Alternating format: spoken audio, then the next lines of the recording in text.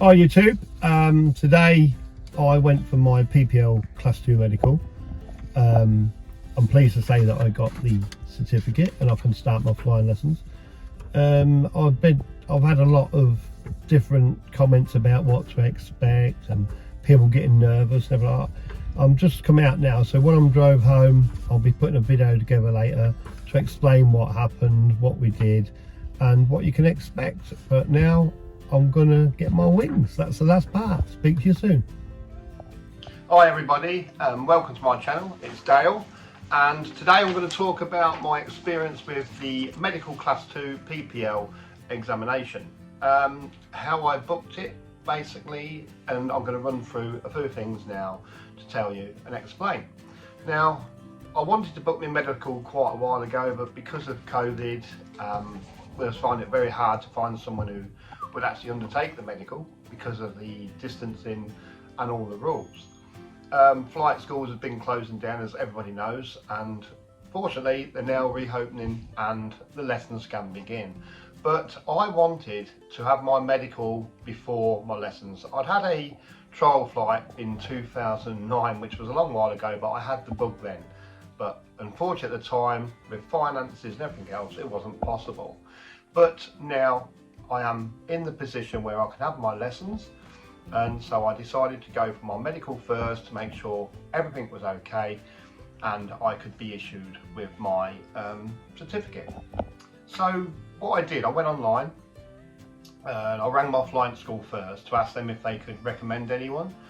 I found three medical examiners in this area where I live, which is East Anglia, and the process was quite simple, which I will put the link in underneath my YouTube channel.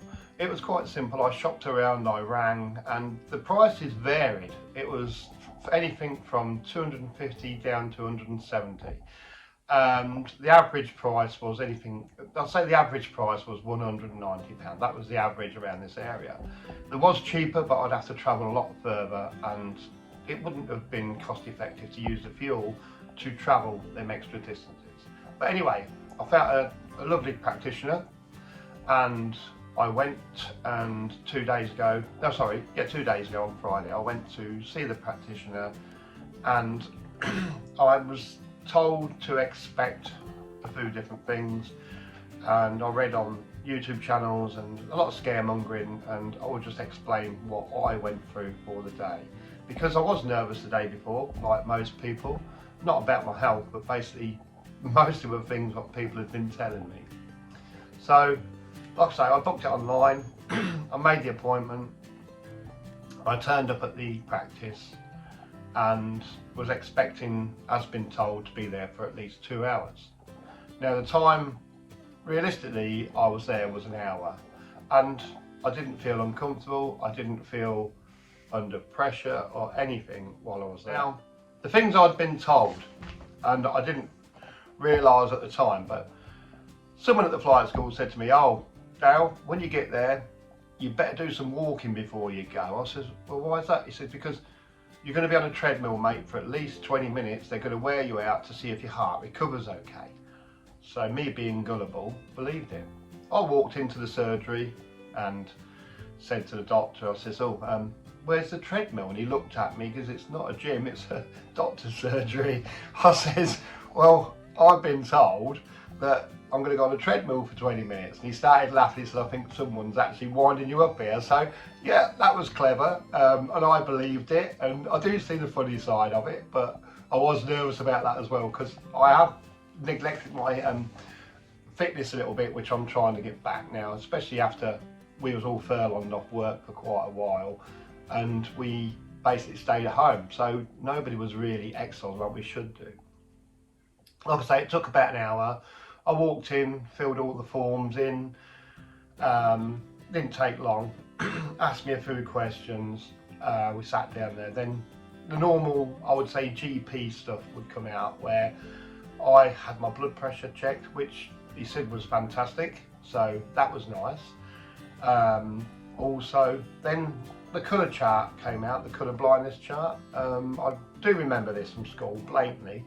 as I'm 55 years old now, and school was a little while ago, I must assure you. But I went through the colour chart, see the numbers quite easily. I got the colour chart, and he opened the book and he said, "What's this?" I see the number, told him, and then I come to near the end of the book and he says, "What do you see?" And now, because your mind's thinking I should see something, I'm trying to look for a number and I can't see this number anywhere.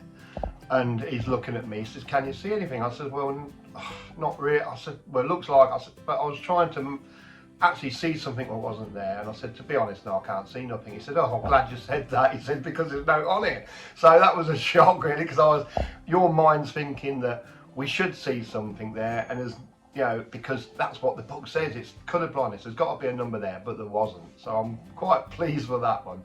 But something what he told me was, and my wife, because my wife was in there, he let my wife come in with me, which was quite nice anyway.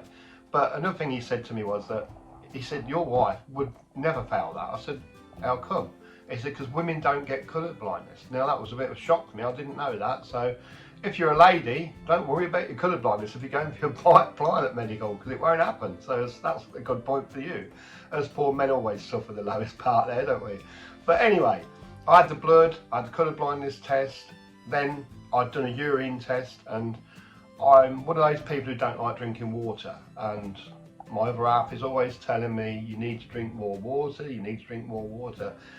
I just don't enjoy water. I normally have to put something with it. I'm a coffeeaholic, and for the last week now, I have just been drinking water, and to be honest, I can feel a little bit of difference, and I could also tell by looking at the difference in my test. It was very clear. He tested that for protein and other stuff with one of the strips. It all came back positive, not positive, so it all came back with a positive result, I will say. And he said your kidneys and everything are fine. Excuse me, your kidneys and everything are fine. So that was good as well. And then after the urine test, we had the eye test. Now, I'd had my eyes tested 2 weeks previously anyway. My long vision, whatever they call it, I don't remember. I have good long vision 20/20, no problem at all. I can read anything at a distance. Unfortunately, it's now that I'm getting a little bit older, reading is becoming now where I have to wear my glasses, but I've not got strong glasses, they're only +2. So, you know, the optician said they haven't changed in 2 years, so I'm quite happy with that as well. And apparently it's the shape of your eyeball when you get older, that's why you have to wear reading glasses, and that's why your eyes change. But I've already had my glasses, and I'm going to have some varifocal glasses in the process of flying, because it's going to make life much easier looking down at the controls and not keep putting on glasses. He did my height, you know, where you stand against the wall and they push the thing down on your head. Being 6'3", he turned around and said, "What are you going to be flying?" I said, "A Cessna 152.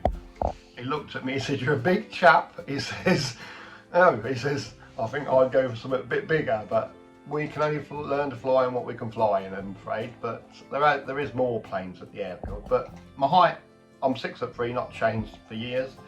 Weight, I know I'm put on a little bit of timber around the, I would say what they call, I don't know what they call these bits, but I put a little bit of weight on. And I was literally on the limit of the BMI. So he said to me, "You are really looking at losing a stone in weight." He says, "But I don't want you to lose it drastically fast. I want you to do it over 3 months." He says, "Because if you lose it really fast, it will come back and double up in weight." So I'm going to lose that over this next couple of months. I'll let you know, I'll get on with that later in a video, and what I've done to combat weight problem, because I want to be healthier myself. So that's good. I'm going to use some supplements, and I'll show you where I get those from as well. So I've got a routine, and I've got a great wife who's going to push me and cook some fantastic healthy food. So that's all in the pipeline. Yeah, so weight was the only issue I had, but I wasn't drastically overweight.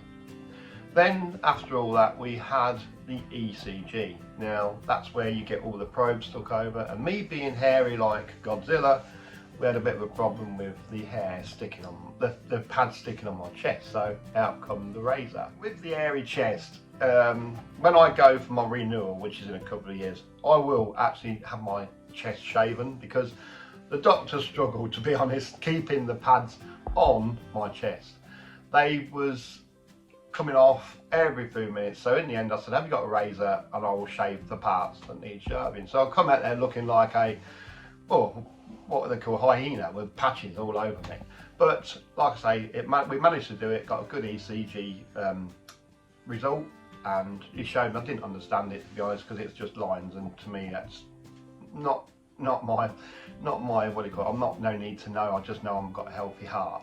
So one thing I will say about having this medical, so the advice I give all you chaps out there, because I don't think it's going to appeal to the ladies really, I don't think it's going to be a problem for the ladies, but all you chaps, if you're like me, hairy, I would literally shave, because it's going to save a lot of hassle and pain, because when they rip them off, it's like being waxed anyway, so you might as well just shave it and be done with and get rid of it. Now, it's not a big hassle to shave, but the pads, you have about 12 pads on, I think, or something like that, with electrodes, just to get the easy. It doesn't take long, it's painless, until they take the pads off, obviously, because you've got air trapped in it. But yeah, it's painless, and it's just like I say, if you ever shave before you go, shave your chest, you got no problem. It'll be easier for you and them. Now, like I say, I've done all the tests, the ECG, the urine test, the eye test, the colour blindness test, the blood pressure, the weight, everything. So what I will say about having this medical, it's nice to know that you had your MOT really, that you know you're in yourself, that things are pretty good and you're looking after yourself, cholesterol's good, everything like that. So that is one great thing.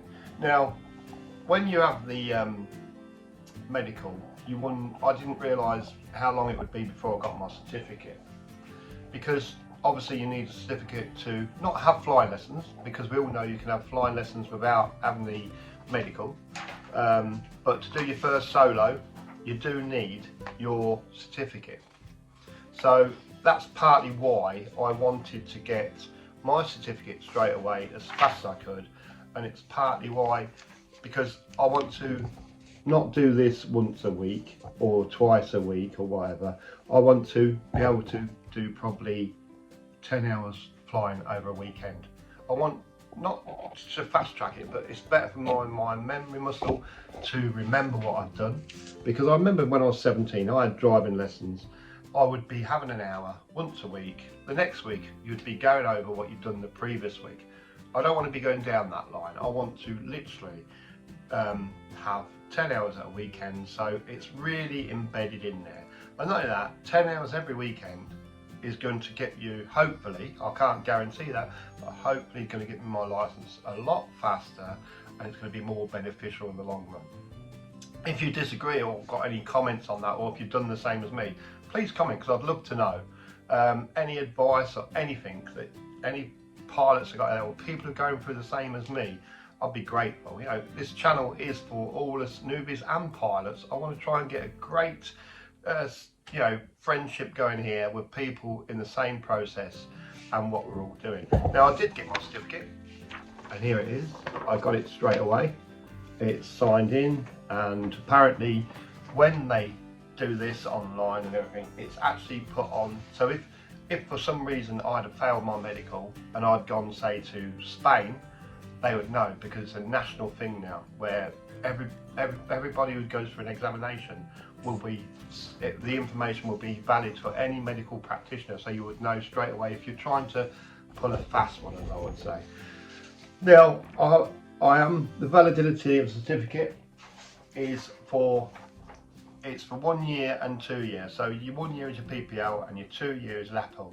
Now I want the PPL because I literally want to fly as far around the world as I can. My partner, my wife, she's from the Philippines, so when we go to the Philippines for a month on holiday, I'd like to be able to hire a plane and fly around the Philippines. So it's the freedom I'm looking forward to. I do see the other pilot videos on here, the other YouTubers, and I'm great. I love watching Plane Ben and the reporter and that, and there's some really good videos, and you guys have really inspired me to go ahead with my dream like you have. And at 55 I had some ideas. Oh, I'm too old for this. Am I really too old? But no, I'm not, and I'm really looking forward to this. Now it's the study part of it, and I'll let you know how I get on with all this studying. And we know there's 9 exams, we know there's a lot of literature to read, and if anybody's got any good advice on how to study, I'd be grateful to know that as well. Please keep following my channel, please keep subscribing, and as soon as I get in that plane, I'm going to video every trip I do. I may do things wrong, I may do things right. You can comment, but don't be too hard on me because I'm a learner after all. Thank you all, and look forward to seeing you soon.